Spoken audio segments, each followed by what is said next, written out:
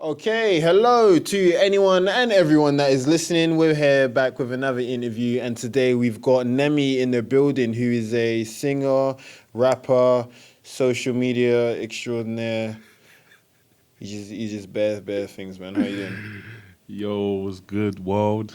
I go by the name of Nemi. Obviously, you know, I'm chilling, man. I'm out here, cruising, out here. You feel me? Oh, okay. All right. So getting into this interview and everything, let's just start off with where you're from, where you were brought up. Okay, so I was physically born in a country called Gabon. Well, in French is Gabon, and it was colonized by the French, Belgium, whole. But I was born there, and at the age of 2, I moved to Paris, France. And when I turned 5, I moved to the east of France in a place called Strasbourg, which is like on the borderline, like Germany and stuff. So still a French-speaking place. And I, I grew up in this area, like where literally 90% of that area was just Turkish people. But isn't it on the border of France and Yeah, Germany? German, but Sorry, my geography is so shit, but it's no, so terrible. but it's those places like, for example, in London where you just have like North Africans, or Oh yeah, yeah, places yeah. where you just like, so like Indians, but like this area, the community was like Turkish, like, and you'd have like obviously some white people, then you'd have like some blacks, but it's basically Turkish and Kurdish people. And where in France, there's a lot of like North Africans because the French also colonized like bits of North Africa Oh, okay. to Algerians, Tunisians, Moroccans, so on and so forth. So growing up there was pretty interesting. It was like a rough area. Like Turkish people always want to fight, man. I, I work with a couple of Turkish people. I don't know. I don't know. He's a bit handsy. Like he was a bit physical. So No, but like obviously we were kids in it. We were kids, but they're known to like like want to fight all the time. But correct me if I'm wrong anyway. But from what I experienced, they're always trying to pick a fight with me and stuff. But as we grew older, we just got rid of all of that and just became like family. fair Like proper enough. family. But it was fun, man. Like, and when I turned 11, that's why I came here to London, and I spent most like all my teenage years up till now. I've been in London ever since. So London is like the place where I just solidified myself as Okay. personality, character, everything. But it's weird. Like now when I go back to France, I'm like the guy from London, like the cousin Can from you still London. speak French? Like Yeah, fluently? yeah, yeah. Of Oh, course. because sometimes when you put it on like your Instagram stories, I'm like, that's not English.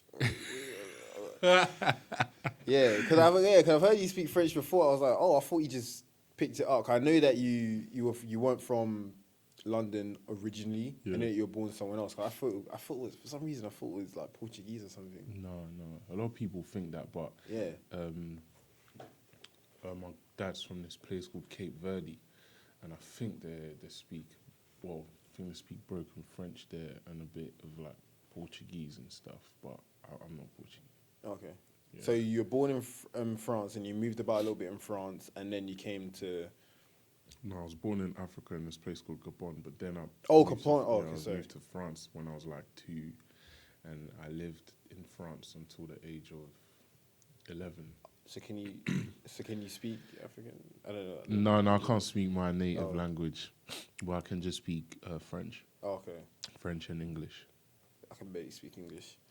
I'm still learning. Don't worry. It's funny. I went to Portsmouth the other day, and some of their language, like their English was just weird. Different. It was like, yeah, like I'll say, oh, like, oh, there's bear fish, bear as in there's loads, and then they'll say something different. Yeah. And they'll be like, oh no, I mean this. I'm like, oh, okay. Yeah, Like no. it's different expressions. So you were brought around like a lot of culture then. Yeah, so many like it's mad. Just like I see myself as being someone who's multicultural because I just seen a lot and grew up around a lot. Because even when I came to London, imagine only words I knew was only I could just hold like a 2 second conversation. I could just be like, "Hello, what's your name?" That's all I knew. How old are you? You know, that's when I was mad fresh, but that's all I knew. I could not understand what people were saying, and I had this one friend that he spoke a bit of French, so all the time I'd ask him like, "What did he say? What did he say?" Oh, So like a little triangle, yeah. yeah, I think it just got on his nerves because, like, when I started learning English and I could speak, then I had people that couldn't speak English and they were French. Every 5 minutes, or like, what did he say? What did he say? And I'm like, oh, I get it now. It's mad annoying. Was that like a big barrier? You not speaking a lot of it or knowing a little bit of English to then make friends. Like, was that Yeah, a man, big barrier to because you? most of the times you just take in the experiences that are happening around you because you don't know what's being said, but you can just see the actions and you have to look at the person's like gestures and stuff. So you take in a lot of it's just actions really, and Yeah, that barrier is like, for example, I can't talk to a girl that I like. I can't express myself the way I want because it to. might come out wrong or Yeah, yeah. it might not be able to come out at all. Yeah, so if someone annoyed me, I can't tell them how much they annoy me. I can Yeah. just get angry and just you don't want to fight or whatever. But that was that, man. Like it took me like probably like 7 months to get hold of That's not English. too bad. Yeah, because you know kids like they learn really fast. Yeah, So if, kind of. Yeah, I think it's different with adults because there's some people that I work with and their English is their English is good, but but because they've got their like the Turkish people that I work with, they've got a whole community of like Turkish people, so they're more speaking Turkish than speaking English. yeah, yeah, So them being older, like they've only just come over, so them being older, like it's a bit harder for them to grasp yeah, the language. But being younger, you kind of yeah, develop and it's easier. yeah, because like kids are like sponges. Like they're taking so much, you know. And but like when you're an adult, you've taken in so much already that you don't have much space to. To take in anymore. Yes, it becomes like harder and slower to take in, you know, new things. So when I came here, it's like obviously the culture in London is totally different to the culture in France. There are similarities, but What's the like differences? it's weird. Like sorry, in France, like it's more it's more like of a it's family orientated. It's weird. It's weird. Like I'm not saying it's not like What, this. as in like people know like their neighbors and Yeah, everyone's like more friendly and everyone's more as rough as it is over there. We still like very family orientated, regardless of what country we come from, because all of us understand the struggle that we all go through in it. So, for example, like I can make friends with someone, like, and if I meet their parents, I'm just calling them auntie. Like on the first day I meet them, do you know what I mean? But when I came here in London, you don't just call anyone's mum auntie. Do you know what I mean? nah, you got to know them first. You got to earn that right. You've got to know them Yeah. properly. Do you know what I mean?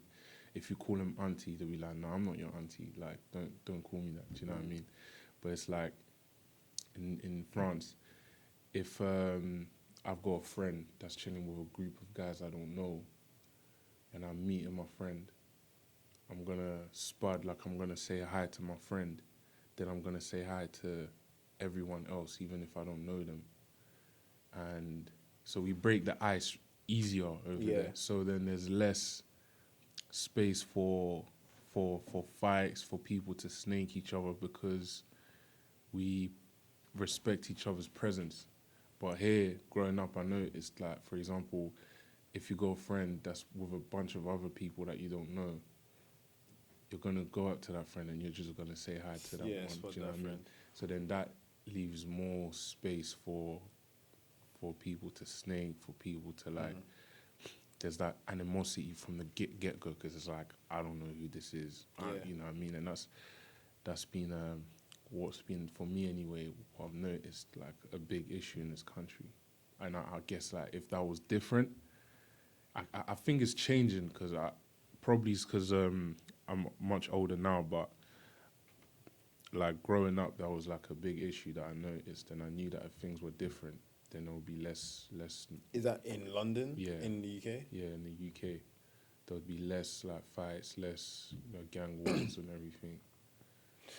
I think like that, like when me and my friends have house parties, and then our friends, like our friendship group, and then if someone in our friendship group has like a boyfriend or girlfriend, and then they bring some of their, like the boyfriend and girlfriend bring some of their friends, like for some reason, that's not for some reason, but we always say hi, because just like you don't want to go into like a party or a situation that you're not even comfortable with, and you only know the one person, and to make it worse, nobody's saying hi to you.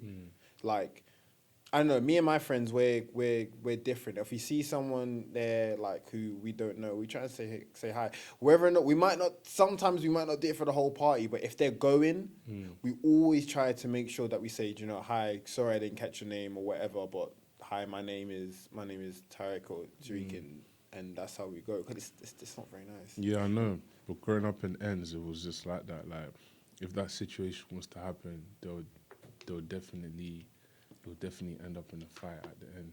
You know what I mean? Because you're a stranger, or what you did in a place, they'll see you as a threat or whatever. Or it was just like that, man. But I always saw this as like useless, like because from where I come from, it wasn't like that.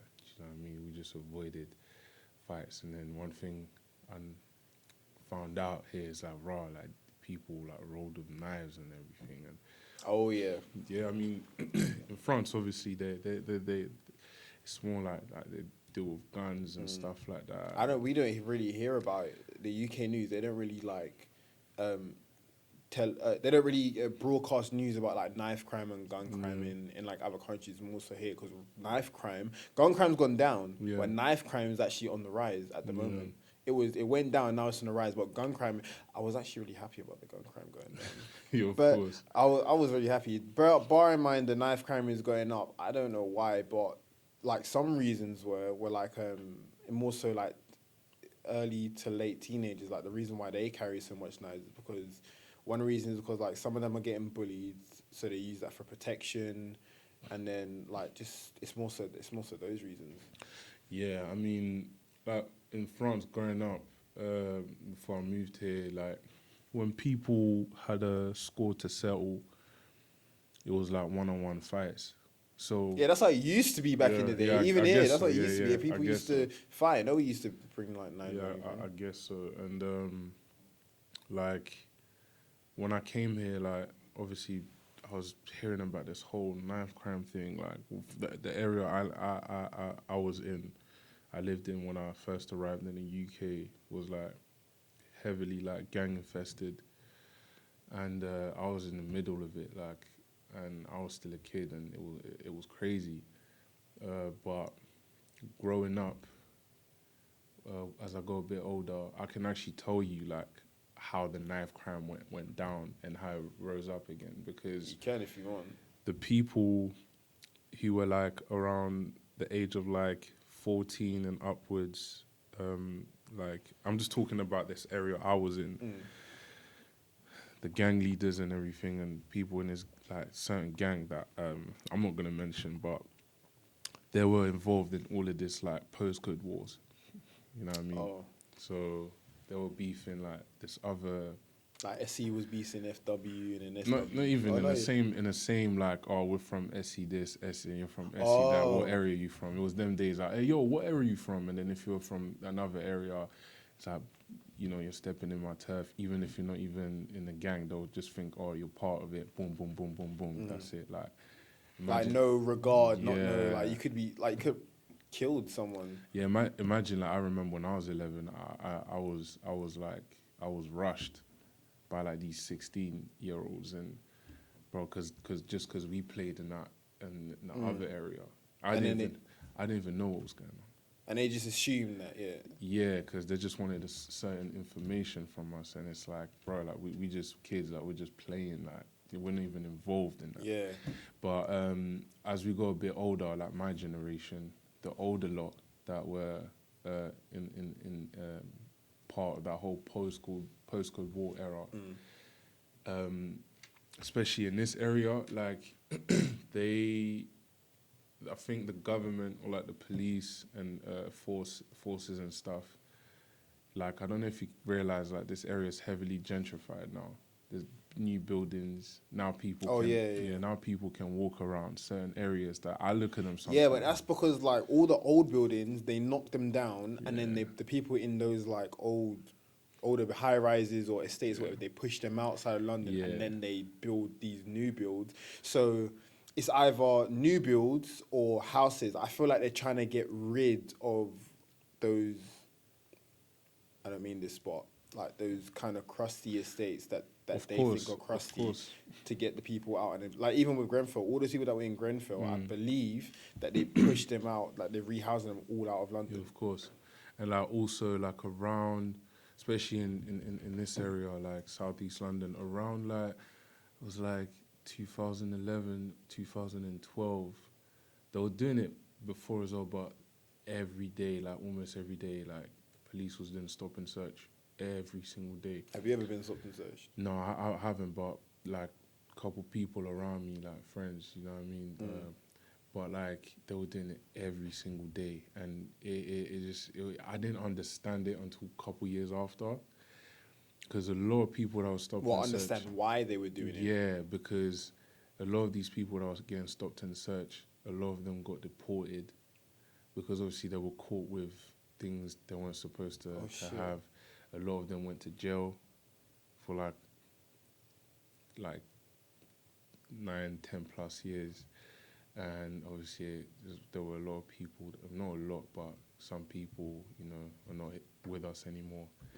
So that's when the whole like crime thing, you know, died down. So there's a lot of gangs that they're not even about anymore, because our generation was more the generation that were like looking to do more, like much more with ourselves. You know what I mean? So yeah, that was when me and my friends were in secondary school. We were like year 7, maybe year 8, but like the kids that were in like year 10, year 11, year 12.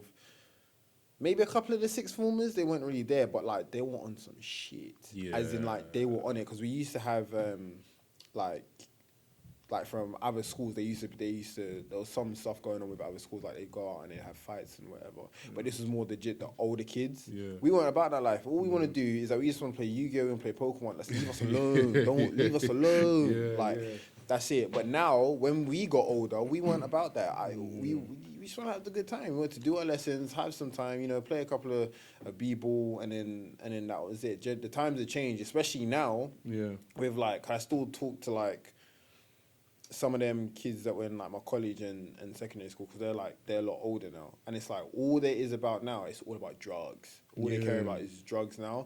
Bearing in mind, it's not the best thing. I really wish they wouldn't, but really and truly, it's better than 20 other people going and killing themselves over some stupid school or postcode war. Like, of course, like I'd rather that.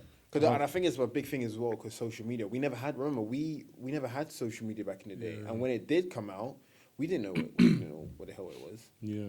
So I think that's a big thing. Everybody would rather be in their phones than be outside. Yeah, of course, man. And like, obviously, there were a couple people in our generation, like my year, that did end up like getting caught in that whole lifestyle, but it wasn't like a major part. But it's like, that's how like it kind of died down, because all the dangerous people, all the people that were causing all that drama, some of them moved out of London because it was too hot for them here. Like, so a lot. But then now, with like, so that's how now when they were building, you know, after all these people left the area, they started taking down all these old estate buildings and so on and so forth, and then building the new ones, moving the new people in the area, and now the area has become much safer. What do you think about that? I was just fascinated because it took me a while to understand Why they were doing it? why they were doing all that stop and search thing, because it just came like this, like, because yes, they were doing it a bit before, but like literally around 011, 012, like it was an everyday thing. Like I was just like, yo, like they were at it.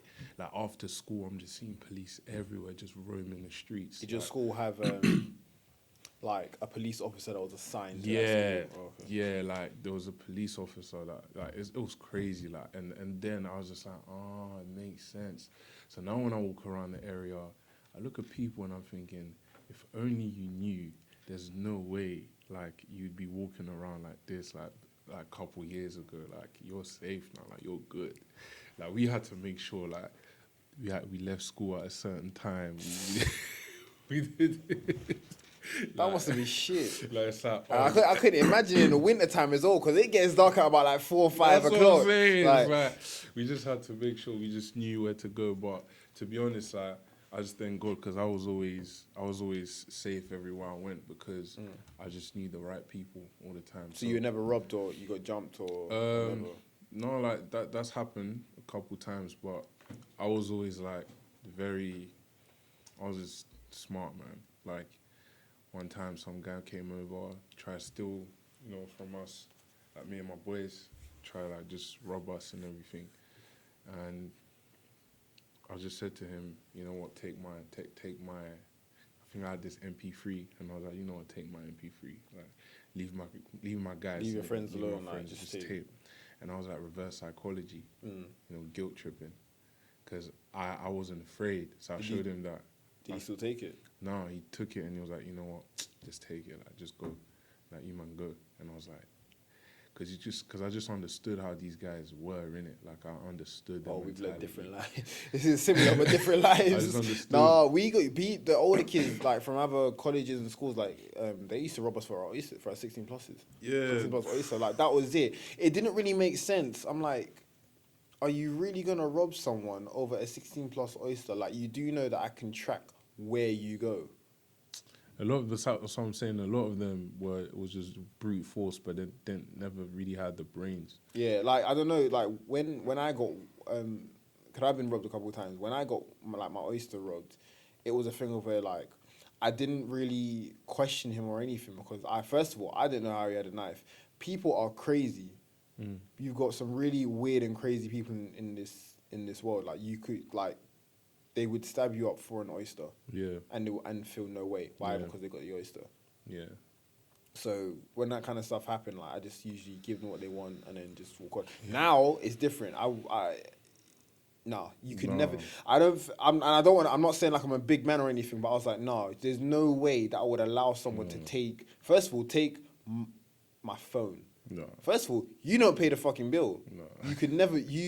I would never allow someone to just to be like, oh yeah, what you got for me? Like, give me your. No, you're mad. No. You're absolutely mad. No, of course, man. Like obviously. But then again, I'm not gonna lose my life over my No, phone, of course, man. Like, that's the thing. Like, I always looked at it that way. It's like, listen, like this is. I always looked at them. I felt sorry for them because I was like, you could like literally end my life right now because I'm, disagreeing and. I just don't want you to have what you're asking, what you're telling me to give you. But at the end of the day, this is just a material like, that I can get back, or I can get another one. And so I'm not gonna be dumb because I know, you're much more stronger than I am, or you got your boys with you. Yeah, so exactly. Just take this, and I'll just get another one in it. Yeah. Do you know what I mean? But then, because when someone steals for me, it's like I look at him and I'm like, you're mentally poor, like, and when you're mentally poor, it's bad because you can then be like just physically poor like your whole life. Do you know what I mean? Because a lot of people. See, it sounds like you kind of pity them. Yeah, I feel sorry for them because it's like when you steal, it's because you don't have. Do you know what I mean? And you're not looking to get it the right way. That's what I'm saying. Like as much as. I don't get me wrong, I thought about it. I think everyone thinks about it like, oh, it would be like being older and like just seeing a school kid with like iPhone 10 or tablet or whatever, like it wouldn't be easy, but it's not. First of all, I'd feel too fucking guilty. I'd probably give it back to him. Yeah, that's what I'm saying. I was always thinking like couple steps ahead. Like if I join this life, if I join this lifestyle, who would I be in 10 years? Because And you'd always be looking over your shoulder. yeah, and because I was in it, like as in surrounded by it. Literally, you step out your house, you're in the field. But I was never like the front lining because I was always thinking, if I do, who am I gonna be when I turn this age? And that was much more important to me than wanting to be feared or wanting to be this guy or wanting to be the talk of the town. Like, Yeah. do you know what I mean? So even when I was asked to join the gangs or whatever, I was just like, nah, man. No, it's not for me. So I just thank God, like I was just like, no, it's I'd rather not. So I grew up around it, but I was never in it. So That's good. That's good for people that are in it. Like, you don't have to. But this is what I really so got your background, lifestyle, where you grew up, yeah, little bit about your area. What I'm really looking forward to, I want these listeners to get with and understand more. I want to get into your music. okay, Because you are rapper and singer, yeah, I I- do both. both. Okay. Yeah. So how did music come into the mix? So you came to London, and then from London you've been lived there for your whole life. How did music come into the mix? Like growing up, I was always like creative. Like you know, I would enjoy like first thing I picked up was dance. Dance. Yeah, yeah. What style? It was street dance. Oh, okay. Yeah, just before I moved to the UK. Actually, tell a lie, it was art, like Art. drawing. Okay. Because I used to watch Dragon Ball Z. Is it? Yeah. Is it? All right. Yeah. Like that was the first thing I fell in love with. Dragon Ball Z, Dragon Ball Z. I would be watching every single day. That's like the holy grail, like of anime for when it came to the West. That was the holy grail. I have to meet Akira Toriyama before he leaves us or before anyone. I just have to meet before I have to meet him and just shake his hand and just say Like, thank you. Yeah, because that was my childhood. I remember watching on cassettes. I still have the cassettes to this day. Don't get rid of those. No, I'll They're never. probably worth a lot of money. I'll never but they're in French, but still I will never. I still have them, and I have like two, free books. So yeah, so that's how I got into manga, anime. So anime was like my childhood. So I would just draw, and then I got like good at it. So then I got into art. Then I picked up dance because that was another thing. I watched this movie called You Got Served. Yeah, that's there. That's a banger. And That's an old school banger. That came out in like 04, 05. So that's when I moved to London. So then dance was a thing. And then music was just another thing for me that I thought, yeah. So I used to tell myself, let me pick up like a bunch of skills so that by the time I'm a certain age, I'm able to do multiple things. So music was like another thing that, I just fell in love with. I just got into. And when I get into it, I just get into it 100. So I started singing. Singing was like the first thing I was practicing. And I could not sing before. Like I was so terrible. But I had this friend in my area when I used to live in Plumstead. Yeah. I think every Friday, he used to do this paper route or round thing. I don't know how you call it. Paper, yeah. Whatever. So when he'd get to my door, he'd just always be singing. And he was really, really good. And one time when he came to my door and I heard him, I quickly Open the door. and I was like, oh, you go to my school, innit? He was like, yeah, what's your name? I was like, yeah, John. And I was like, yo, you got a really good voice, man, and I want to learn how to sing like you, And he was like, yeah, I can teach you. Oh, okay. And then he was like, you know what? So I started doing a paper thing with him. And obviously, at first he was paying me £5. Like, because you get paid for it. But then I was like, you know what? Yeah, don't even pay me. Just teach me how to sing. And reason why I said that, because I knew that if he wasn't paying me, then he would really have to teach me how to sing. Yeah. Because otherwise, it's like, instead of the money, it's like, so he would put his all in it. Because it's like, I'm not paying this guy, and we're doing this, like, Like, may as well put my Yeah. all into it. So. So literally every Friday I would get like singing lessons until I just got really like until I got good enough. Okay. Did you always do the? Did you just focus on singing, or did you, when you were doing the singing, that did you continuously do the dance and the art Yeah. and? Yeah, I was doing all. I was just because obviously when you're young, yeah, you've got so much time. Yeah, so I was doing this every single day. Like I would come home, I'd be drawing, or I'd draw in school and art lessons.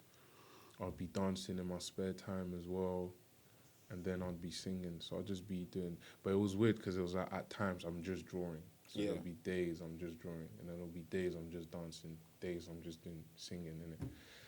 And then, yeah, like, because I couldn't really speak English properly, I couldn't rap. So I couldn't really do grime. Yeah. Because grime was too fast for me to pick up. Because the accent, I didn't have that. You couldn't get the accent into yeah. So I never really got into, like, doing grime music, even though I had a couple bars. Did you, so you wanted to get into grime, but then you couldn't because... Yeah. Okay. I guess I just enjoyed it. I just listened to it. Oh, okay. But it wasn't really a thing I fell in love with, you know. But I still respect the art of grime, you know. But so from early, when grime was the thing, I was just writing bars, like rap. So a slower pace, 90 BPM. Sounds like something from 8 Mile.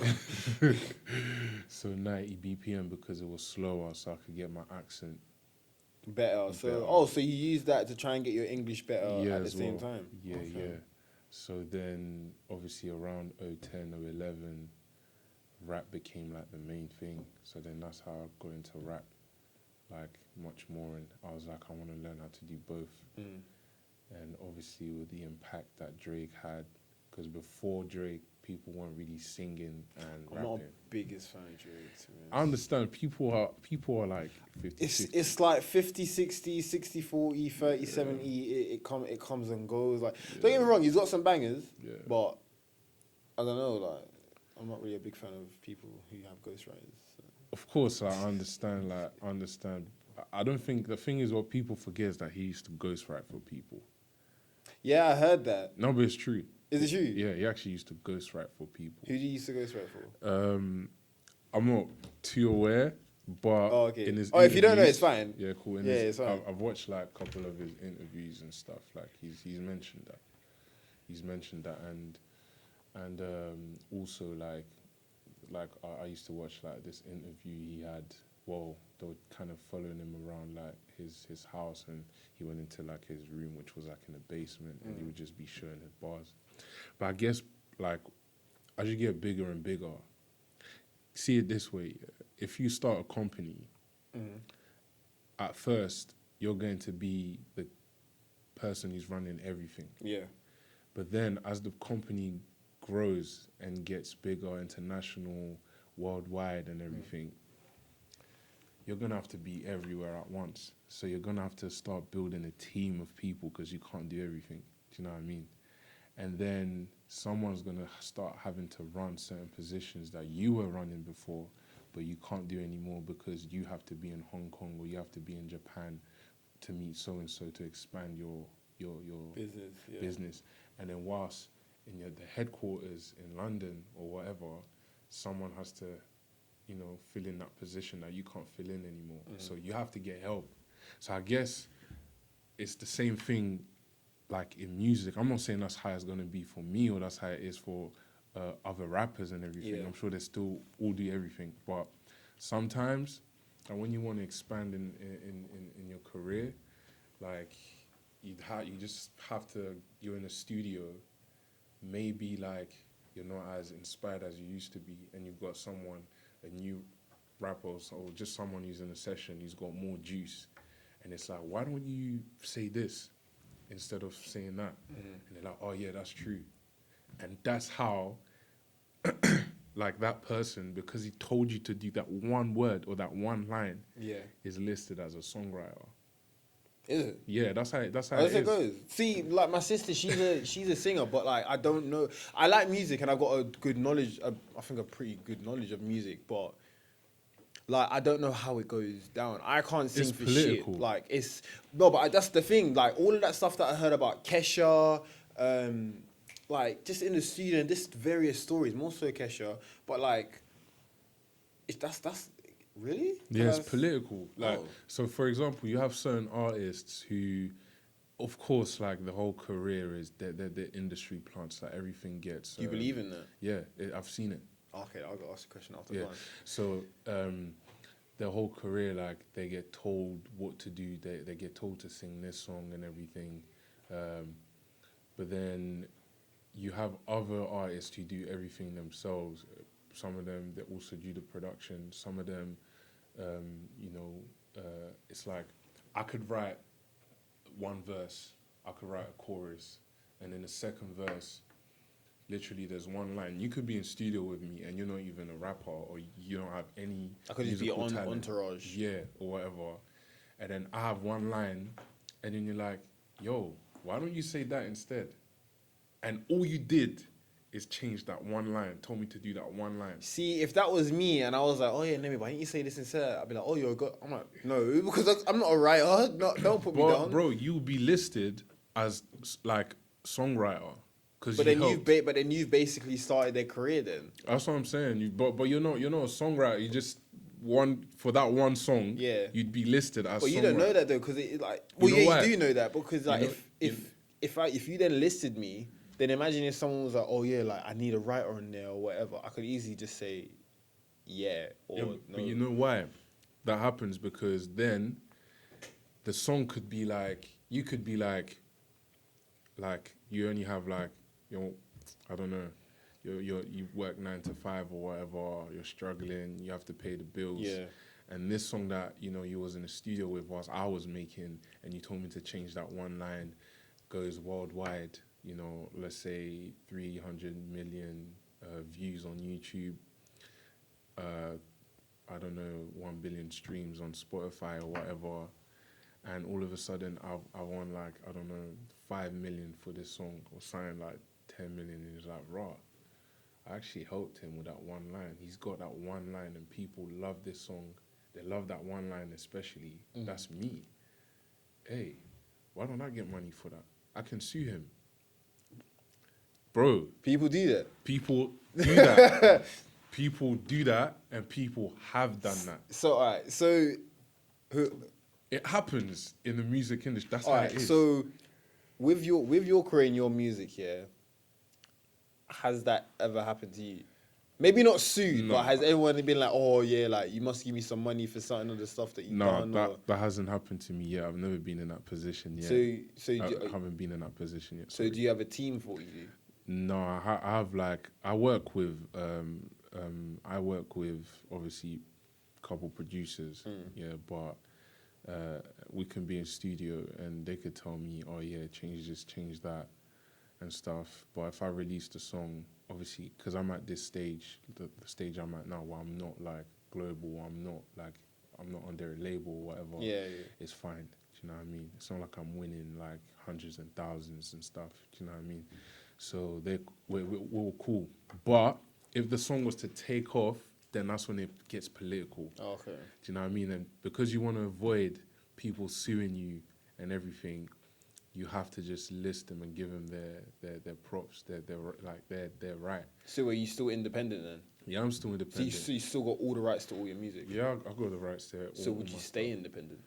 Well, Or what if a record label offered you a lot of money, the perks are good, but you have no creative control. Like, you have no control over your music. I will never sign if I don't have creative control.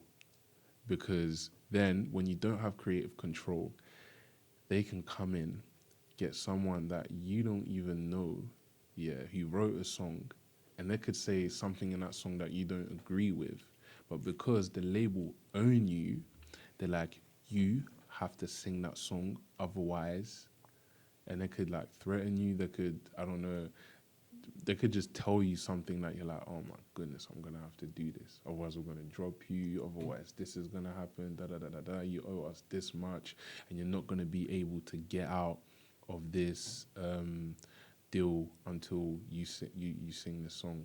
or you're not gonna be allowed to Fucking release hell. music ever. Like you're never gonna, like you can never And then release your music. music is like distributed to like millions, possibly even billions of people, and then you're sending out a message has been sent out that you sang, but you don't agree with it because you've lost your creative control. Yeah, like I can't do anything. I can't even release that type of information. I'm just gonna have to do the work, and then they're like, until you do what the deal says, because you're on a free album deal, until you do those free albums, you cannot release any music that you want. Wow. And then that's it. And then that's how a lot of people's careers, like literally, a lot of these artists that came and went and just died down because they lost the momentum, because they just got into these like major deal, like 360 deals, and literally just lost the love for music because of these situations. And yeah, that's why a lot of them, because I heard about this artist for time, is because they were in these situations where they couldn't release what they wanted. And that's exactly what happened to Kesha. Was it a manager? Was it a manager?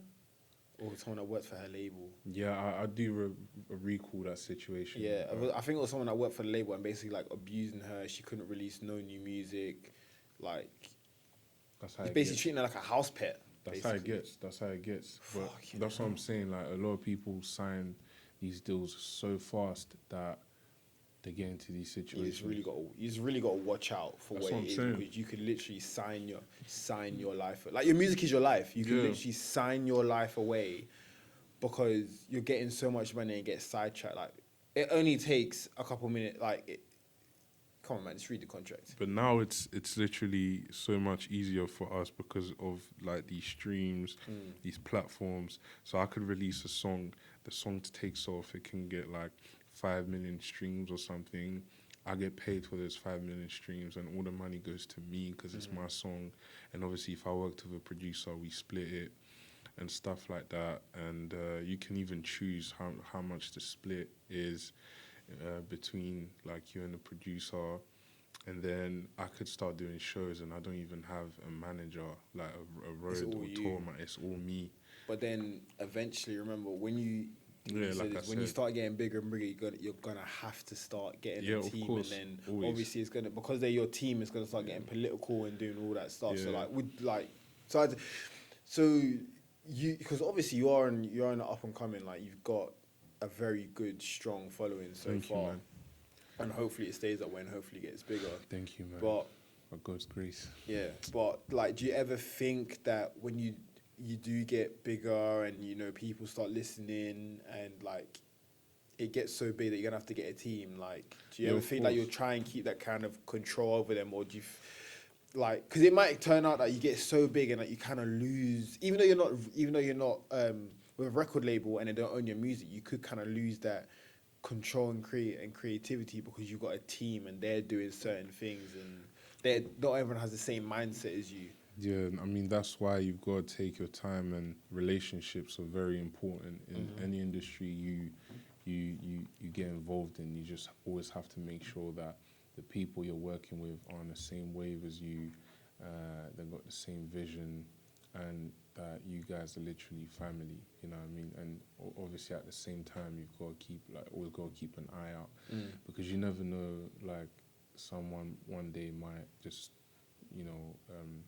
like turn against you and stuff. But you've got to make sure that the people you work with are literally like, everyone is straight and they want the best for you. You want the best for them. Yeah. And obviously, you always gonna have to need a team all the time, because I won't be able to because for example, I'm a music artist.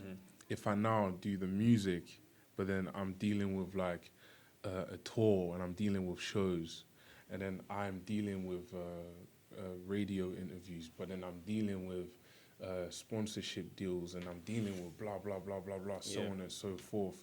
And at the same time, I'm making music. That's gonna take so much energy that I won't be able to create the music I need to. So, as the music artist, I just need to focus on the music. Yeah. Have someone who specifically. I think the right choices need to be made, and the person that you pick for assistant, 2 assistant, 3, 4, 5, 6, however many assistants, you and in the music industry or anyone that is doing a business or anything, you just need to be careful because I've seen people, and this is from a personal thing. Like I've seen people, you don't know someone until you really know them. Yeah. Like you just need to be bearing in mind if they never do something wrong, they never do something wrong. But you just need to make sure they're the right type of person because remember, this is like you like doing it, but it's also and some people may not even think music as a job.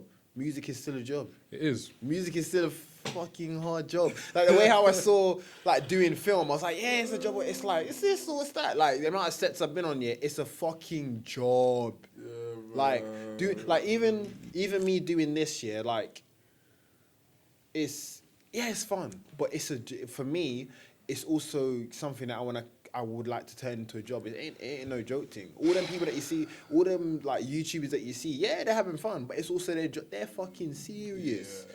They're serious. Yeah, man. They had the way how they got like 15 million or whatever. I'm telling you, they've got a team. They've got a team. Well, you know this. They've got a team behind them that do all their things, and they're strategic. Yeah, man. Like I always say, I have fun with it, but I don't do it for fun. Yeah. That's me. Like I always say that. Like I have fun with this, but I don't do it for fun because a lot of people joke around like with like they pick up a camera and go, yeah, I'm a photographer. It's like, no, it doesn't work like that.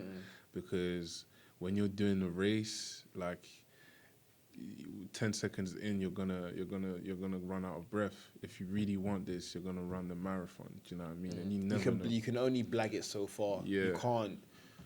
Like if you came up to me and was like, oh, what, you write bars? I'm like, yeah, I write bars. So and I get in the studio, I know shit. I can't write bars off the top of my head or nothing. Man, yeah. Like it's you can only get the gift of you can only do the gift of the gab so far. Man. And so. I've been through a lot so far because I've like back to like, you know, how I really got into music. I think in 2011 that's when I really went, you know what, music is what I want to do, you know, and then I started taking it like serious, and then you know, at first we were just having fun with it, but you know, it just got serious, and then I had this team, and like obviously we were much younger back then, but there was a few of us that just kept running with this music thing, and we went through like a lot of situations. Like we went through the fun moments, but we went through the moments where, you know, things weren't looking as good as they were, and then you had a few people dropping out, a few people going their own way, and I can understand that. Like obviously I never want to hold anyone back. Like if you feel like you want to go this route and it's the best thing for you, then do that. But it's like we just kept running with the music, and So they kept doing stuff within music, but like just not together. Yeah, not everyone was doing music. Some people were doing design, some people were doing fashion, some people were doing different things. But you had a few of us who were doing music. And when I'm talking about people that kind of stopped the whole music thing, I'm talking about acquaintances and people that we knew, like around us, that you know, they're just doing different things nowadays. But it's like like we had like people trying to manage us, didn't work. People trying to do this and that, it just didn't work out. And it's like I've learned a lot from even mistakes that I've made, a lot from people around me that were showing me the true colours. And it's like, damn, like it's this cutthroat. And it's like I even got to the stage where it's like, I have to do things myself. And I started like producing. I started learning how to engineer and mix so that I didn't have to rely on anyone. On other people. And that's so important. I'm not saying, do that. Like if you have someone around you that's legit, like, you know, dedicating their time and for actually you, wants to help you, that's fine. But if not, then don't rely on people, because people have their own things, their own lives, their own, you know, situations to deal with. And I thank God that from early, I was just like, he just told me like, just start doing that. And I was like, all right, cool. And now if I want, I can just go studio, write a song, produce it, engineer, mix it, just upload it, and then that's it, you know. and I'm studying film, Yeah. and I can just, I know that like not everything, but I'm good enough to understand like how a video shoot and everything is It's supposed to supposed run. to go. And I'm not gonna go out there like a lot of artists and then pay someone who's just literally gonna mess around and because you don't know anything. It's like I'll be in a shoot and I'm like, yeah, just I can understand the terms, like so I can't be fooled. And then when it gets to post production, I understand what color grading is and da da da da da. So you say that the film has definitely helped you just to get a deeper understanding behind the scenes of what to do. Definitely, man. I'm grateful for that because I know if I didn't, then I didn't study film, then I'd be lost like in that area. Like, so You just basically just know like how and when people are taking the piss. To be honest, yeah, like that's it. that's how it be, man. A lot of people, there's so many people out here that you'd think want the best for you or they're nice, but they're just out there for themselves. There's a lot of people. There's a lot of people like that. It's mad. Just out there for themselves. Like music's been a tough road, man. Like, and I look back at it and it's like, even though I've still got a long way to go, but it's like I'm happy. But the thing is, like, it only takes one little thing to spark it off. That's all it is. That's all it takes. Like, the thing is, like, you get some people that, like, okay, let me get, like, acting wise, because I don't know much about people in the music industry, about how they really popped off. But, like, music wise, what is it? Oh, fuck, who is it? She's in Power. She's the mom. Not Power, in Lucius Lyon. Oh, shit. Oh fuck! She's a black actress, and she didn't get her starting role until like in her 30s or whatever. Like, and then that's what started off. But this is the thing. That's what started off her career. Yeah, that's it. Empire. Taraji P Henson. That's it. Oh, right. Yeah, I feel it was like a 35. She got her role. I Her didn't first even role know or that. something. I think it was 35. I'm not too Okay. sure, but like she got her starting role at 35, and then that's what started her career. Like, as much as people like, as much as people are like, oh yeah, man, maybe I can't do this, or like maybe I should stop or whatever. But like, it's like you don't know what could spark it off. Somebody could send you an email and say, do you know what, we really like your music? Can we get you in because we want to talk about it or whatever? Like, and hopefully that happens to anyone that is trying to make it out. But like, as much as I'm.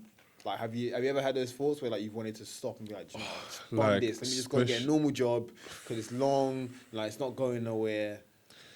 You know what? Like last year was really tough because I worked on like I think 9 to 10 visuals in a year for this project I released and last year, and I produced some of the visuals, like say like 4 or 5 of them.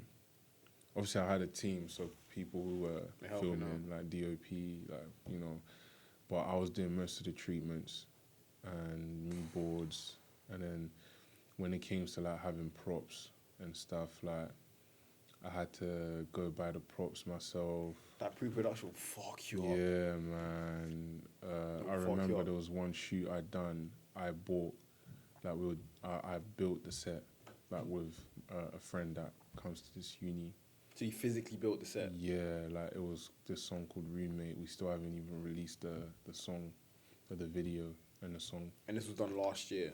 No, it was done, I think, in December 2017, and then going into like 2018 when I done like, that's when I done like bare videos as well. But anyway, it was done then, and yeah, I built the set, so it's like a wall in the middle, and then we had a door in the middle of that wall. And then I had to paint literally one room, and I had to paint the other room different colours.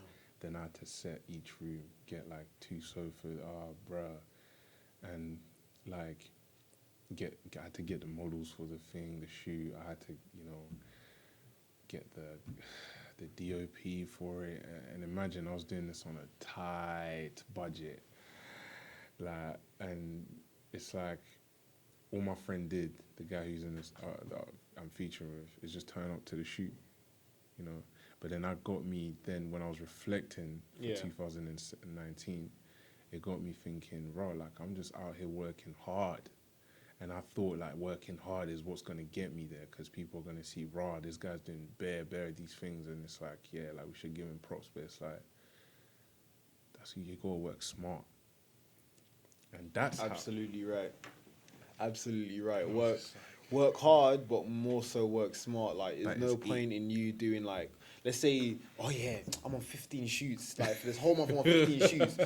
But then the shoots are shit, and like I'm pretty sure that if you had half that and like chose and done 5 shoots, and the quality of them would have been better. Yeah. And then the quality would have been better. Like That is it. quality over quantity. Like I'd rather be on like 5 shoots in a month than be on 15 shoots in that month, and then like the other, and they're just terrible and they're shit, and then whatever. And that is it. That is it. Like, because I looked at my friend, I was like, he's being a music artist. Like, he's just turning up to the shoot and performing. And then obviously when the shoot is done, he's going home. I'm being the music artist. He does the pre-production. He's working the set and getting, doing just producing the whole thing, directing the whole thing, and is involved in a post-production. So even some of the videos, editing. Yeah. Do you know what I mean? And engineering the songs, engineering my voice, all this, so on and so forth, doing so much. And I didn't realize how much that drained me. Because even releasing the stuff and the stuff not getting where I envisioned them to go, like, it's like, it can be like, man, disheartening. And you're just like, bro, do I even want to do this anymore? But you just keep going because of the passion. Going back to it. Go back to what I originally asked. Keep going. Like I said, it only takes like one little thing to spark it and off. then I was just like, bro, these people, like so many people are working smart. And then I remember what we wanted to know earlier is if industry plants exist. That's what I was. Go. A lot of these people work smart. You don't understand. They work smart. So okay, let's go. I wanted to ask you this before I go onto that industry part. So who inspired you for your music? Because your music's a bit of like, it's for me. I think it's a bit of a mix between like Kendrick or J. Cole, like especially Stylo. I like Stylo. Oh, safe. Listen to Stylo. I like Stylo. Appreciate that, man. Appreciate that. Yeah. It's actually from the Spanish word estilo. Estilo. Yeah, meaning. That's it. Pronounced Stilo, not Stylo. Yeah, it's cool. It means style. Oh, okay. So yours like almost right, stylo. Oh, your Stylo. Sorry, no, it's the way I would spell it. That's why. Stilo. Yeah. Appreciate that, man. But because you got a verse in it that I really like. Which one? It's like I can wear Gucci, I can wear. Is it I can wear Gucci, I can wear something, but No, I can wear Prada, but still look icy. It's like you could wear Gucci, you could wear ice cream, I could wear Primark, still look more icy. That's it. I'm just trying to, like I said that because I just had enough of like people like buying all these high fashion brands and thinking, yeah, like I'm the man. Like You ain't the man when it hits that bank account. it's like, look at me, like I'm dripping, like my fashion sense is just so amazing because I'm wearing like Versace. Don't get me wrong, like a lot of these, like brands, like they release like high quality, I don't think that all the time. Not all the time. You know what's funny? Like a lot of these, a lot of people look down on like some other brands, or like for example, you could look down on Boohoo. You could look down on like. Look down on Boohoo. Who looks down on Boohoo? I don't know. I'm just saying. I'm gonna say. Boohoo's got a few things in there that are like, Yeah, all right, especially when they're doing sales. All right. I can't deny that fact. Like you could look down on Primark. I don't know whatever brands people look down on, but some of these like brands are actually made in the same factories that Versace, I don't know, Gucci, Moschino are being made in. Like, same factories, just different qualities. And sometimes like when people get rip-offs, you can get the same quality as the actual real So, for example, when people get rip-offs of like Yeezy Boosts or trainers, same quality as a real one. It's just the brand. It's not. It doesn't They just actually have. changed it. Yeah, doesn't actually have the same like actual brand. Yeah. That's the power of branding. See, I did that. I got this T-shirt yesterday from Primark. Yeah. Sorry, a couple of days ago, and it was £7. I was like, no, like like Primark's getting out there. But I was like, nah, this is more River Island. This is more Top Shot. I was like, so I go over to feed it, and the quality of it was so nice. This is like River Island quality. Like it is. It's not like that thin stuff that Primark usually do. Like, and when they do the higher quality stuff, it's like, it's different. But this, it felt like River Island. So I went over to River Island. Before I bought that T-shirt, I went over to River Island to see if they had anything similar. It touched the same thing. It was practically the same. It felt exactly like the same T-shirt. It's just the power of branding. Like you look at River Island because of how they brand themselves, like their photo shoots, their mode, like just how they set the whole place. But It is, but I feel like some of their stuff is a little bit better quality than most of the stuff in Primark. Of course, because they're probably had, a lot of these like companies might like be in rivalry and like we want to do better than you. But then you go to Primark. Primark is look at the type of people that go Primark. Let's just look at the how do you call it, like. Look at the type of people that go Primark, the type of people that go River Island. So then you could have someone that looks at that and go, oh yeah, that's why Primark is the way it is. Like, I'd rather go River Island because it's more bougie. But really and truly, the quality is the same. Power of branding, that's all it is. Yeah. That's it, So like, I said that line because people think that it's because of what they wear that they have style. When I've seen so many people wear Supreme, like head to toe, they could be covered in Louis Vuitton, and it looks terrible on them. It's like, bro, that's not even. It doesn't suit you because it's not your it doesn't suit your body shape, your anatomy. Like style is not what you wear; it's how you wear it. And you can have the same person wearing the same outfit and it looks amazing on them because they understand how to wear it. And that's why I said that, listen, I could wear Primark and you wouldn't even know because of how I wear it and the aura and the atmosphere I carry when I wear these clothes. And you'd be like, "Bro, where'd you get that from?" Primark. Or I could tell someone, "Oh yeah, I got it from this unknown site, blah blah blah," and they'd be like, I got it online.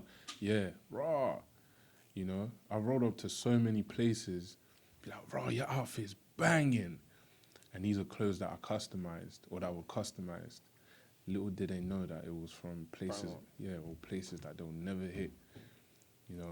Just don't knock Primark, man. Don't knock them shops that might be a little bit cheaper, mate. Not everyone's millionaires, man.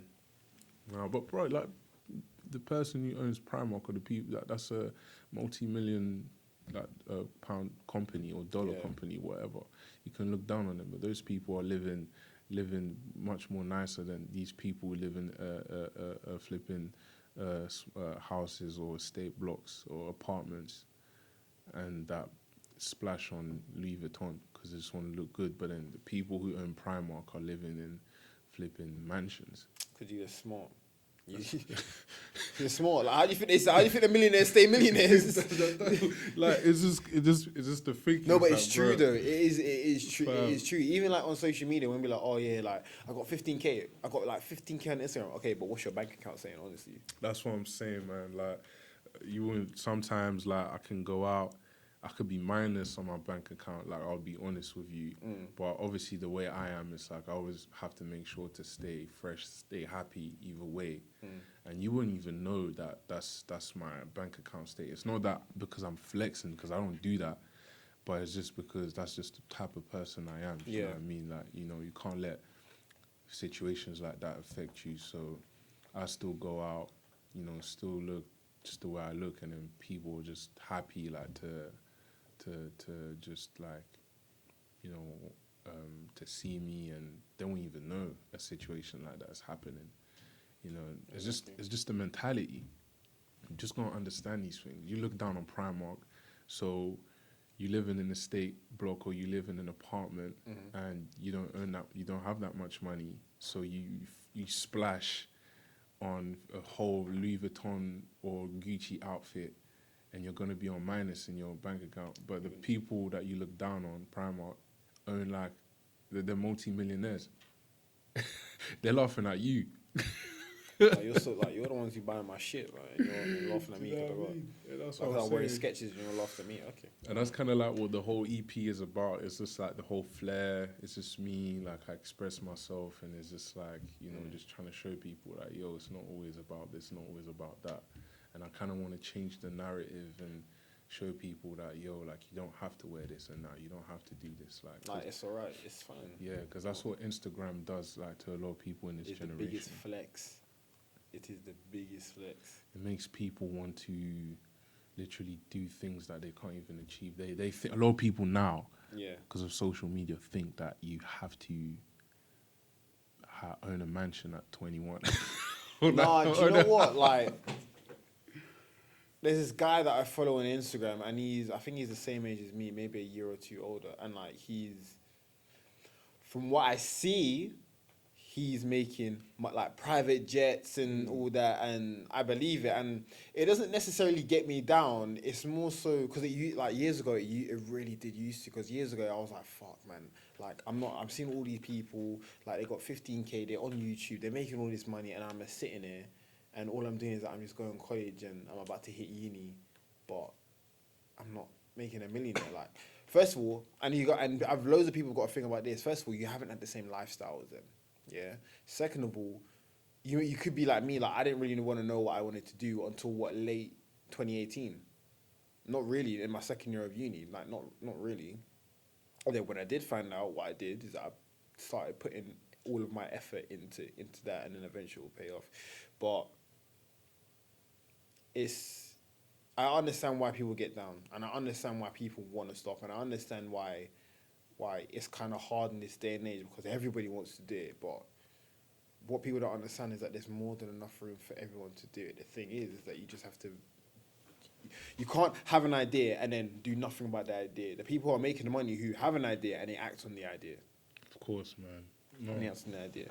For sure, man. Like I think one thing my pastor told me, he was like, just because people are excelling around you doesn't mean that you're failing.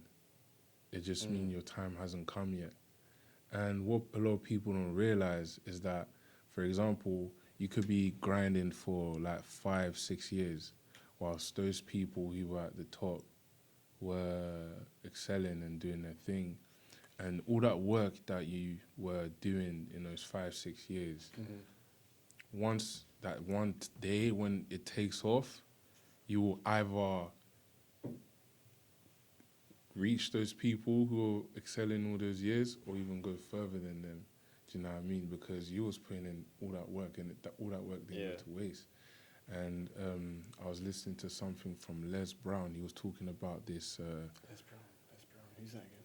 He's like a motivational speaker. Oh, is he black? Yeah. I forgot it. Yeah, I think it was Les Brown. Yeah, he was saying this thing about the Chinese bamboo tree, and he was saying how, you know, this is talking about discipline and stuff, and he was like, when you plant like the seed in the ground and stuff, you have to water it every single day at a certain time. So you have to be very disciplined, because it's one of that tree is probably the strongest tree, like wood, in the world. Yeah. Yeah.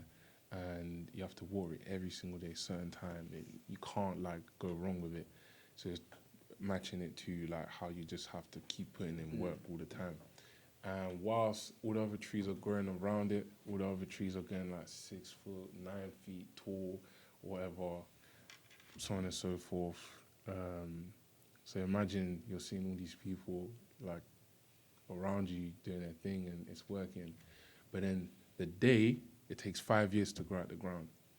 The day it takes off, like comes through the ground, it only takes 6 weeks to grow like 90 feet tall. Just not one thing to pop it off. Just not one thing to pop it And off. it would only take 6 weeks. You know what I mean? So these are the type of things that have been keeping me going. Yeah. You know? These are the type of things. So when you was asking about like who my inspirations were, Yeah. I don't just look at people in music. I look at a lot of people. I listen to a lot of things. You know, obviously as a Christian, God's word as well is what keeps me motivated, because there's a lot of, you know, motivational words in there that keep me going when I confess these things into my life. But I also look at like people's like success stories, like KFC. Like I'll look at things like Also, you like know, companies and how they took off, and you know, like the Colonel, whoever, Sanders, who made KFC. I don't know how he made the chicken. I don't know if who came up with the whole recipe. it's like 19 spices or something. Yeah, but you know, there are some stories about like he didn't really come up with the recipe. But I'm not trying to talk, you know. But anyway, because that's some really good chicken. But anyway, Look, like, mate, I haven't had KFC in years, and yeah, I've heard it's so- kind of gone downhill, to be honest. yeah, obviously, kind of same really. I haven't had it in a while, but he was 50 when he started. What? Yeah, he started at 50, and Wow. he never saw KFC taking off because he died before. Oh shit! Yeah. So did he leave it to his children and? Yeah, obviously he left it to, I don't know if he left it to his children, but to whoever took, but yeah, like, Fuck. he was 50 when he started, and he used to do the race, like, he was running that marathon, because he used to deliver it manually. Bless him. Yeah, it's not like he had a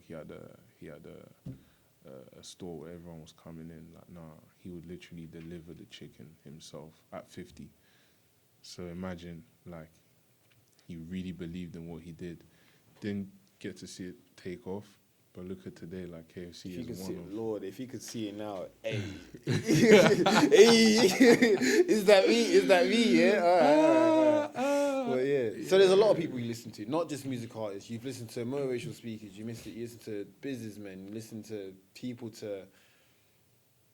that kind of inspire you to keep going and hype Yeah. you up. And Yeah, it's Yeah. important, because if I just listened to music, it was song, because there's artists that I could look up to and then find out how they got to where they were, and you're just like, oh man, like you are my hero, man. I can't believe you did this, man. Da, da, da, da, da.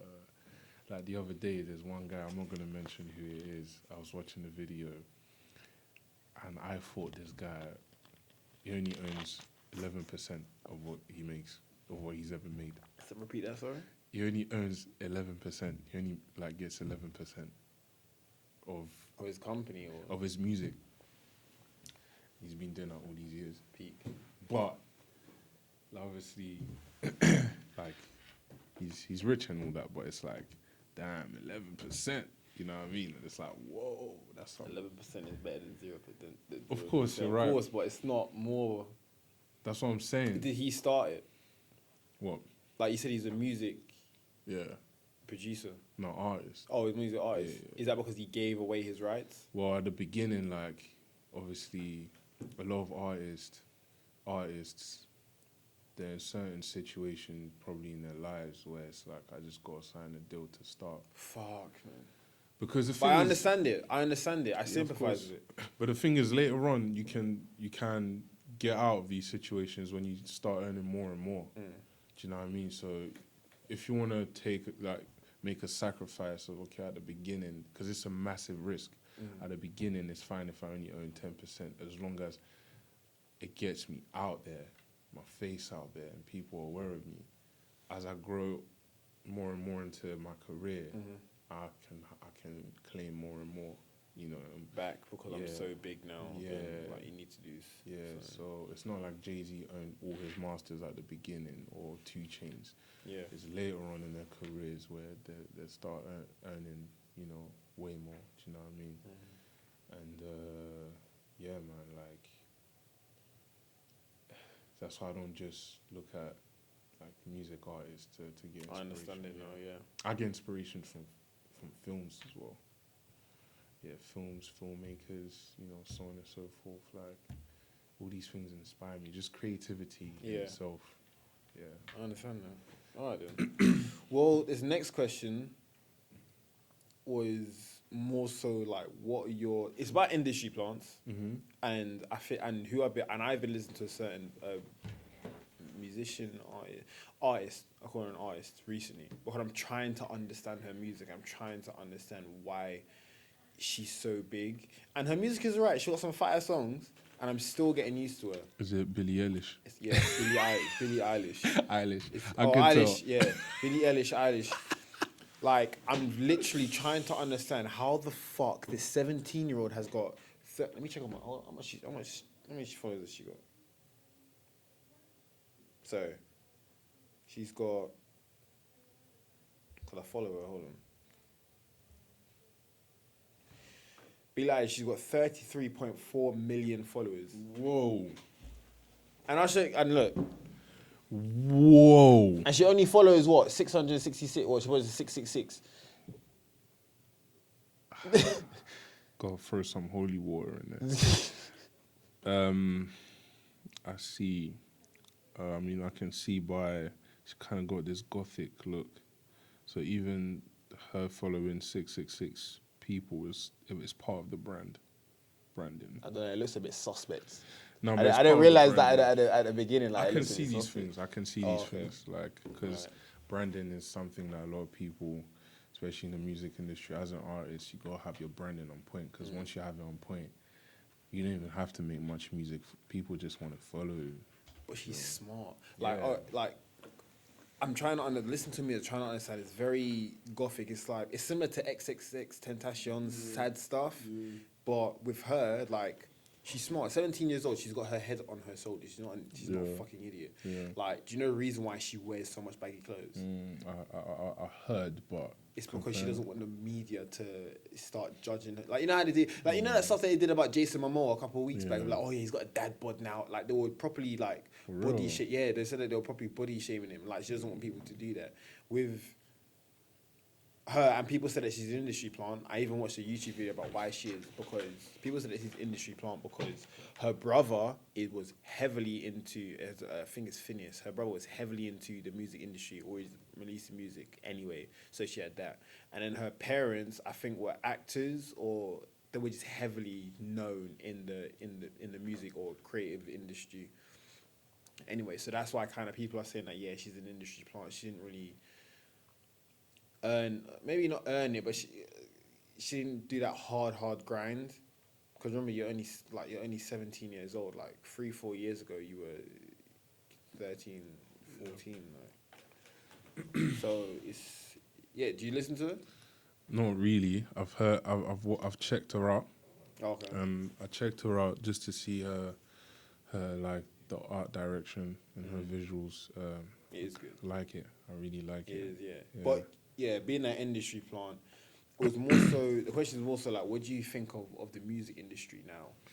Like where and this thing, because I've got some comments, and it includes, like, you've got a lot of mumble rappers, like SoundCloud rappers, hash / mumble rappers. Like, music isn't the way how it used to be now. People don't really care about the lyrics and everything. This is my opinion, but what do you think? Yeah, like I obviously when I studied like hip hop music when I got into it, I told myself, you know what, I'm not gonna get into something that I don't know the history of it. That's the type of person I am. So I took a step back and I was like, hold on, like I'm doing rap, rapping and stuff. Let me try and understand what this is about. So obviously I've done my research. So I've done my hip hop studies and stuff, and then I started looking into the music industry and the difference, because I wanted to learn like how hip hop started, for example, where it came from, what it meant to people back then, and then how it got to, how it became a music industry, like a whole industry, how it took off, and then the run that it had up until like nowadays. How did it change, what does it mean to us now? And then I started looking at the music industry, not just in hip hop but in other genres and everything.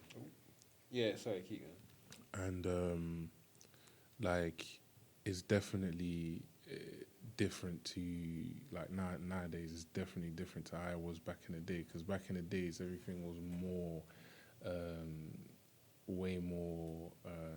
How can I say? Physical and natural. Then now it's just more digital. Like people don't put in as much work like as they like back then. Like if you was a mixtape rapper or whatever, you had to press your own CDs. Yeah, like you have to go on the street, Yeah. like listen to my mix, like properly, like you know, physically distribute get them out. it. Yeah, but now, like you said, now you got all these social media, you got You know like what I mean? streaming sites. You don't have to put in work. It's all digital now, and so back then that's how you could feel it more because people put more time into it, more energy into it, more aura into it, more passion, more love. And back then, an A&R, which is like like people scout like music artists, they would care more about talent, you know, than actual the image. Yeah, than the image and how much money this person's gonna bring me, you know. Even though that was part of the whole thing, but it's like they really cared about talent because, like music, like I was watching like for example, saw myself if I lived in the 80s or in 70s or 60s or whatever. I was watching Queen, and I was always wondering. What, Freddie Mercury? Yeah, Oh. I always wondered that why Queen. Growing up, I was like, why this hailed, you know? And then I started watching. We didn't deserve Eddie. No. We didn't deserve sorry, Freddie. Sorry, we didn't deserve Freddie, man. Then I watched this Live Aid performance for the first time. I paid Oh. attention to it this year. Yeah. Imagine. Oh, okay. I was this year old when I just watched this performance for the first time, and I was like, "Oh my goodness!" Like 72,000 people in one arena, and he's making the whole arena go. Yeah. Imagine, we will. I'm like, whoa! And But that's like the presence, like that's the presence and the personality and the mostly like the charisma that he had, and people loved him so much that like people do it now. Don't get me wrong, people do it now, but not a lot of people do it now. But when Freddie did it on that day, like people loved it because he got the whole arena to do it and he interacted. He like Freddie didn't give a fuck, and it's just the way how he did it. It was the charisma. No phones to record. Everybody was just watching it and just in the moment of it. That's what I'm saying. You had to be there, and then obviously it's being recorded, but it's something you can watch back. But no phones, no distractions, and he just comes on stage and he starts playing the piano, starts playing the guitar, mama, ooh, you know, all of the. I mean to make you cry, like all this. It's like damn. It's like Ross. So this is what it is to be a music artist. Like you actually played the instruments, like, and you know all the people back in the 50s, 60s. You couldn't call yourself a musician or music artist if at least you didn't know how to play one instrument. Yeah. Do you know what I mean? Otherwise, you was just. That's very rare now. That's what I'm saying. And this is why I'm making sure that at least in my lifetime I need to learn an instrument so I can actually call myself a musician or a music artist. Because even people like, because there's a difference between a musician and a music artist. Well, a musician is someone who actually like does the reads. the instruments and plays and whatever. And you got music artists who are kind of they're more just vocal and more vocal and stuff. So back then, these people cared more about talent, and they just knew that if you had the talent, this guy's gonna bring me money. But now it's different. It's like if you got the image, we can just develop this person and turn them into a music icon. Is there anyone that you don't like? There's people that there's no one in my life that I don't like. Oh no, I mean like in like music, like music artists. Like it's I don't. I make sure that even if that person like is successful, I'll recognize the success. I've got to be someone who recognizes success no matter how it is, but I probably just won't appreciate what they do. It's not that I won't like them. I just like not pay attention to them. Only people that I don't really like in like music is. I know why you're famous, but back in my day, I was brought up in a lot of hip hop and a lot of rap because my mum, she was a dancer, she owned her own company. I was heavily into dance and also soca music. Now it's all bashment. But that's what I grew up on. I grew up on a lot of Missy Elliott, Busta Rhymes, like the Jeez. You Got Served, Yeah.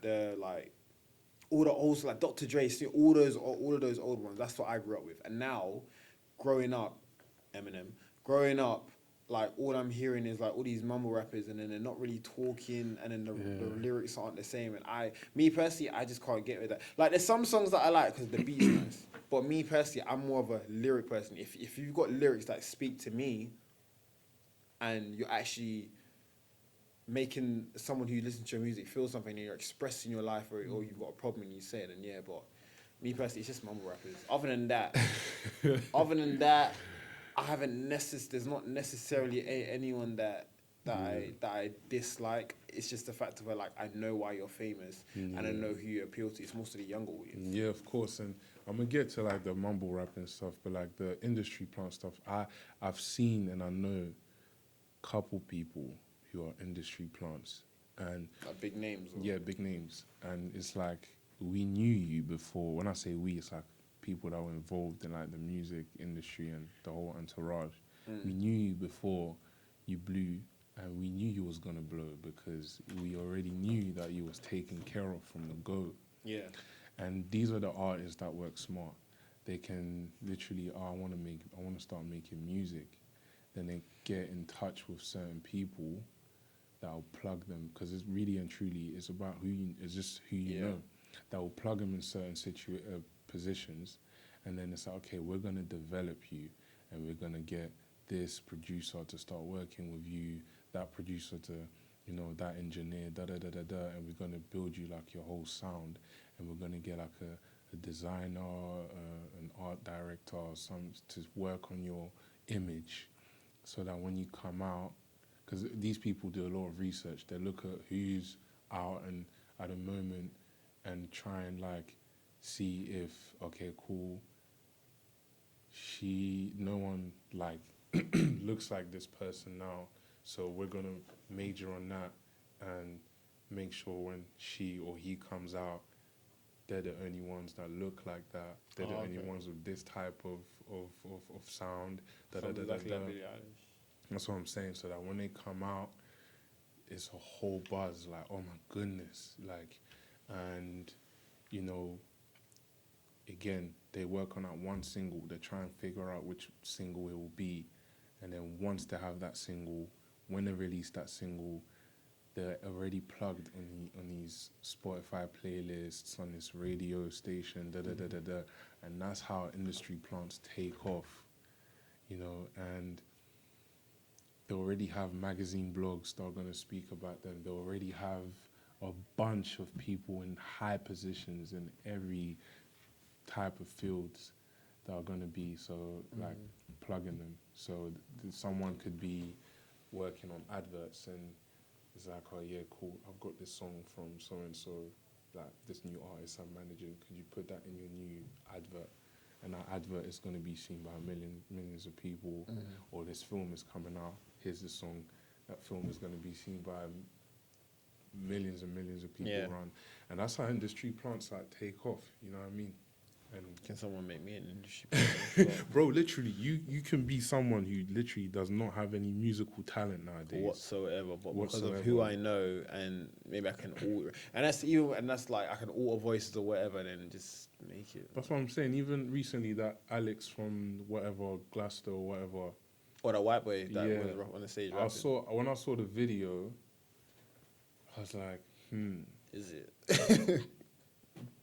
So his boys are carrying him, and he's wearing a Thiago Silva football shirt. And Dave is looking for someone to come on stage to rap the lyrics for Thiago Silva. And he's looking, and he does that, and then he goes, you with the Barcelona or whatever, comes on stage, and he knows all the lyrics to the song.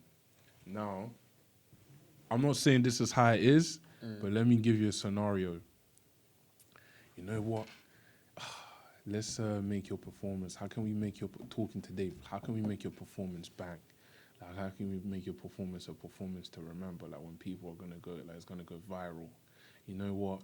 Let's get a kid who already knows all your bars and everything, and let's get him to wear a Thiago Silva shirt, so that football shirt. So by the time it gets to that song, you can ask to the crowd, who can we get on stage to rap with me, and da da da da da, and you pick that kid, and then boom, we start releasing this everywhere online, and it just goes viral.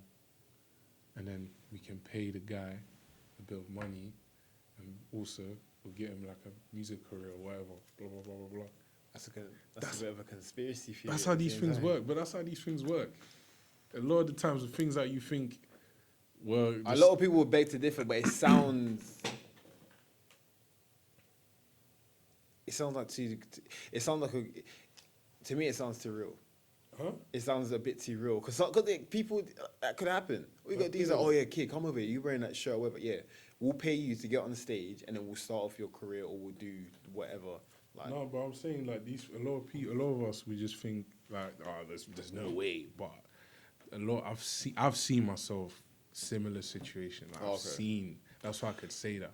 I'm not guessing or blah. I've seen things like that happen. Like, I've had friends or acquaintances that literally didn't do any music at all. All of a sudden, they start making music. All of a sudden, they end up on these YouTube channels, da da da da da, because these people just know the right people. And that's why when I was reflecting, I was like, these people are just working smart. I can't even hate them. I can't hate them because they're doing the right thing. They're working smart. yeah. You know, they're working really smart. So that's that. And all this like mumble rap stuff, of course, like, I love lyrics as well. No, if you like it, you like it. But me personally, nah, man, that's not the things that I brought up with. Yeah. Like even Migos, like I understand why Migos like walk it like they got some good tunes, but like when it's like I don't know what like. Oh, come on. You know what? Yeah, I got love for the Migos. So why you doing it like that? But you know what it is? When it first came out, yeah, you gotta look at the generation we're in, the time we're in. There was nobody that had that flow. That's why they took off. But where did the flow come from? You know what? You can look at Bone Thugs and Harmony, because in their generation, they were the only ones with that flow. But they just had more content, more like real. I wouldn't say the Migos' content is not real, but more like, I don't know, the music was more, it was more musical, like, because obviously live instruments and everything, it was less digital and all of that. Yeah. So people felt the music more like See You at the Crossroads and stuff. So they were doing that whole kind of like singing and like, you know what I mean? So our generation is more Versace, you know? Because all it takes to make a hit is simple, like even when Panda came out. That's what I'm saying. Yeah, that was a hit. But since now, like he didn't make no music. Like even that, like it was a beat. It was a beat. Producers save lives. They save lives. Like if they make lives and they save lives, like they make rap careers. Like producers for me are like, listen, if that producer was not there, you would not have that hit or that classic, because the whole thing is the production. You know, like that for me is like a major thing, because for me, like when I was starting to study like hits and like, oh, why is this song a classic? Why is this song a hit? There's a couple things. Like it starts with the foundation, which is the music plays a, like for example, if you hear ta ta ta ta ta ta ta ta ta ta ta ta ta. Oh yeah. And obviously, you know, that's just the beat. Yeah. So it's a hit already. Oh, fair enough. Because you're outside the club talking to your friend. Let's say that's your favorite song, and you hear dun dun dun. Wait, hold on. You know what I mean? You know what I mean? That's what, like, that's the power of like. I'm not gonna lie, like, when the minute I hear Single Ladies, I'm nah, bro. I'm getting moving like I'm a steamroller all the way to the dance floor. What? You know, and it could just be like any all your favorite songs. Like if I hear a song, I'm just like, and I love it. It's because I heard the flipping beat Beat first. first. So if the beat is memorable, you go a hit. So sometimes you already know that it's gonna be a hit from the beat, straight. But now the next step is the lyrics and how you're gonna chorus or lyrics, how you're gonna, So then you look at things like, okay, let me mumble something. Okay, let me try. Yeah,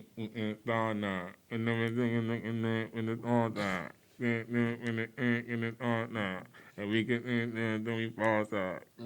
What song is that? That's a Labyrinth. Yeah, Yeah. Labyrinth and Tidy Temper. He had a certain flow in there. Yeah. That, Yeah. do you know what I mean? Yeah. So he had a certain flow pattern in there that even if you don't know the lyrics, you just know. Know the beat. Yeah, you know Fair the beat. enough, fair enough. Then you know the flipping words. And that's how words get stuck in your head because the flow pattern is a certain way. So Yeah. and then the chorus, you have to make sure the chorus is like so memorable. Fair enough. So once you have that chorus there, that's kind of like your hit, I get it. I understand. And that's why these mumble rappers, they got that on point. Like a lot of them have that on point. So what about like the mumble rappers and like they're promoting like drugs and violence and all that? Then Man, like I don't stand for those type of things, but you know what? It's like if I'm drunk or if I'm out or and I'm waved or whatever, whether I'm sober or whatever, and I'm hearing these songs, it's weird. Like music, what music does, what music, film, any creative forms of creative arts does, it actually romanticizes something that is actual like could be an issue, like a real life issue. You could be in a club, you're not a gangster, but you're out here saying, 50 on Bentley, when beef is on, I'll pop that trunk, or you're like, man don't talk, man rob. And you see some next guy and he's feeling the track as well, and all of a sudden you guys become like best friends like that. That's the power of music. But if you really deep it, man is saying, I don't talk, I will rob you.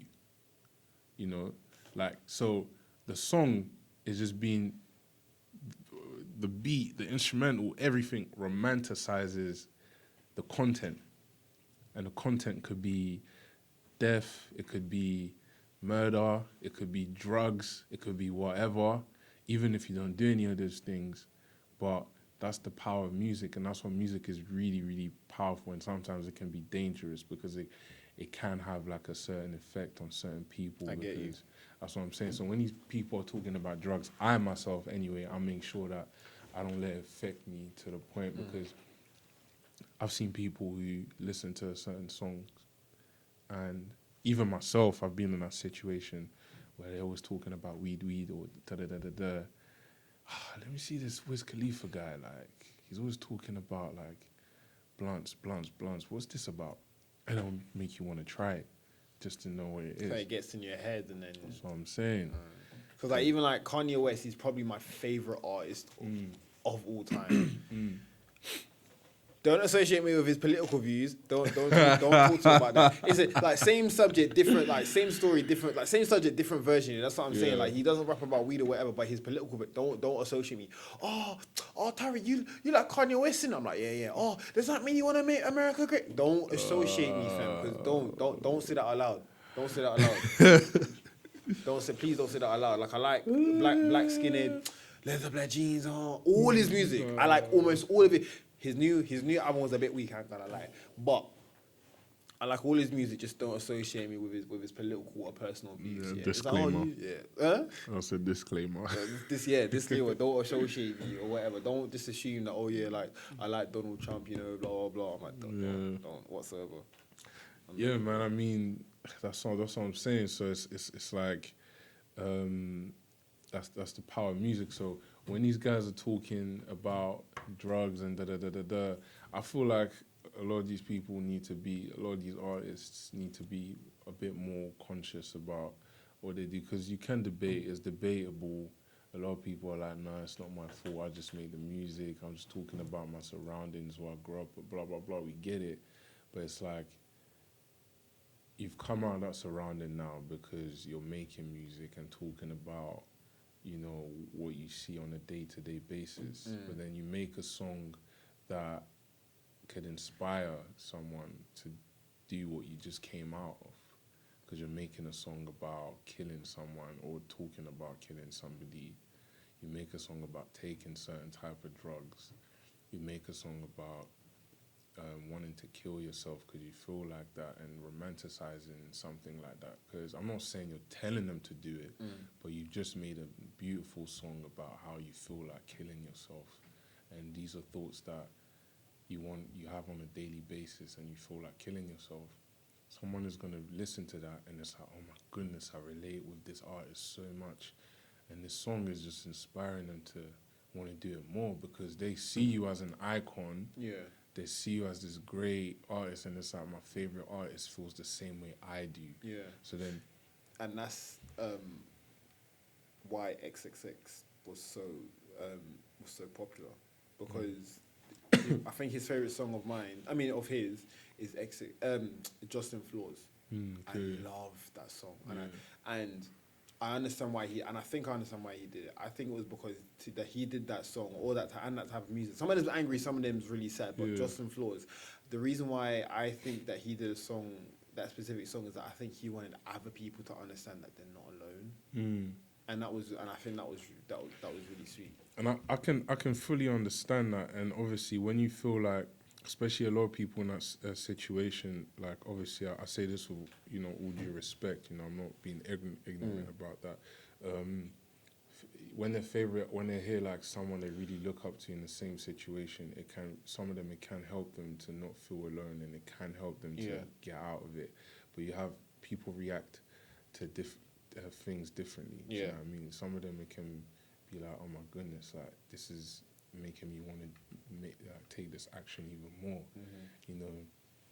But then I feel like at the end, whatever message you have, you should at least like have something positive, so that's just me anyway, like a positive take. So if you're talking about guns and killing people because that's what you have witnessed your whole life or whatever, how do you get out of that? How did you get out of that? What is a message you can tell people so that you can show them that? And that's what Nipsey Hussle was great. Nipsey Hussle grew around that whole thing, but he was inspiring people to do better. He grew up around the whole gang. He's seen a lot of people around him die and get shot, get killed. He was surrounded by that, but he was held. Obviously, he's held as one of the greats, as an inspiration, because he was telling people like this is not the way. Like I've seen a lot. I used to think the same as well. I was involved, and you never heard Nipsey Hussle like made a song about I'm about to kill you. Then.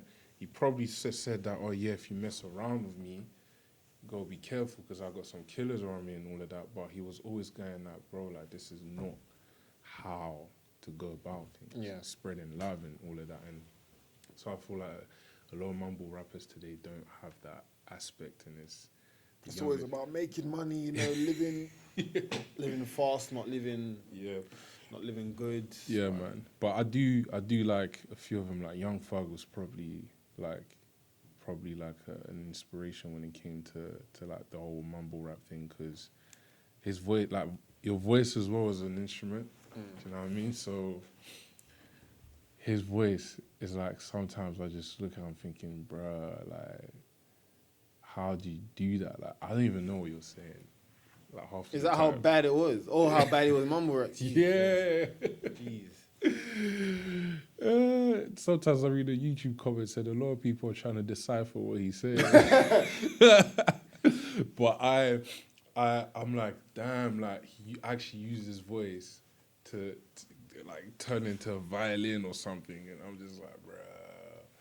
So sometimes I hear these guys and I'm just like, yeah, I really mess with the way they've altered their voices to kind of make it part of the beat, even though I don't understand what they're saying, but I like it, man. But I'm still careful to make sure that I don't take in the information that they're saying or whatever to the point that I start living that way. Yeah. Yeah. All right, cool. Well, to end this interview. Any final thoughts, just to end this interview for you? Like, if people want to succeed, well, we've already said it already, but like people that want to succeed in music, in life, like, yeah. And what's next for you? Like, any other projects coming? What's next? What's to look out for? Well, I'm taking things like, I won't say much more slower, but I'm, one step at a time.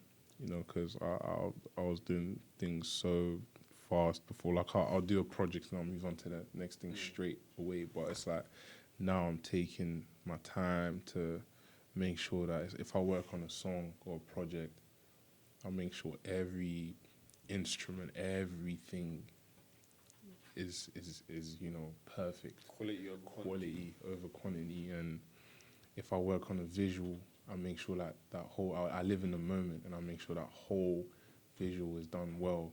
And I'm trying to think like, okay, cool, I'm going to work on the next 10 visuals right now. No, let's just focus on this one, put energy on this one, and then whatever comes next, we'll just focus on that then. So I'm just working smarter and just making sure, things are done properly. So what's coming next from me? Obviously, more music, more heartfelt stuff, but definitely better quality, and yeah, that's that, got a few things coming out, and I'd rather want you to see than me telling you exactly what it is. Oh, okay.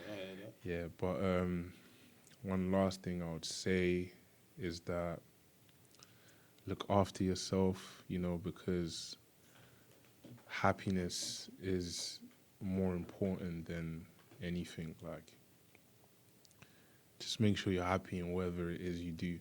And if you're not happy, then, because a lot of people are working really hard and, they get money at the end of the month and everything, but a lot of these people work to live, but are they really, alive, living? So you've got to make sure that whatever it is you do, just be happy. Happiness is important because we only have one life. You only have one opportunity, one chance, to do, the right thing. So, yeah, man, just be happy and thank God every day for life. That's what I do every morning. I wake up and I just thank God even when I go to sleep. Thank God for the day, And yeah, man, like everyone chasing their dreams. I would say make sure you have that balance, man. Don't just be out here daydreaming, but make sure you have that balance and just keep going for it. If people are laughing at you now, trust me, man, they won't be laughing at you for too long, man. Just keep going, don't stop, keep going. Like my boy Tariq said, it just takes that one thing. I'm waiting for that thing for me, mate. No, it's gonna happen, man, for all of us, man. And yeah, just keep going, man. Keep at it. Any shout outs you want to give to anyone? First of all, shout out to the main man, Tariq, Tariq. That's a whole interview for myself. I have to explain that. Listen, I'm on the same boat. Like, people say Nehmy, people say Nehmy, people say Nehmy. No, it's Nehmy. Yeah, it is, but Yeah, so many people say different things. Do you not correct them? No, just let them. Just give it, All right. Let me what you say now. Basically, my real name is Tariq. Yeah. And when I was younger, like people used to say, because usually it's meant to be Tariq with a Q, so people always used to pronounce my name like that. And then they did it so often, I used to think that my name was that. Then I went to my mom, confirmed. Cause my dad is always chatting the most. So he's like, no, your name is actually Tariq. I'm like, oh, because most of my friends will call me Tariq, but I can't be bothered to correct them. Now I'm being told that when I went to Devon about a month and a half ago, I was drunk as hell and I telling everyone, oh yeah, my real name is Tariq. And then someone brought it up and I was like, what is your name? I'm like, that's a bit of a sticky one still. But yeah, I don't necessarily care, but my family calls me Tariq. pretty sure if I get a girl or something, like she's gonna have to call me Tariq. Like I can't be doing that double name. Like, for her to be thinking like I got some dual identity, I can't be. Doing that. But yeah, I don't really mind, man. It's whatever, That's all good, man. But also shouts to my boy West Grill Gang. Shouts to Rich 552. Shouts to Eric Stilo. Shouts to my Habibti. Shouts to my bro Nicky Bloom. Listen, if you're giving me a window to give shouts, I could be here forever, man. Oh, okay, all right. But anyway, I love you guys, man. You know who you are, man. Love, peace, and love, man. Thanks for locking in.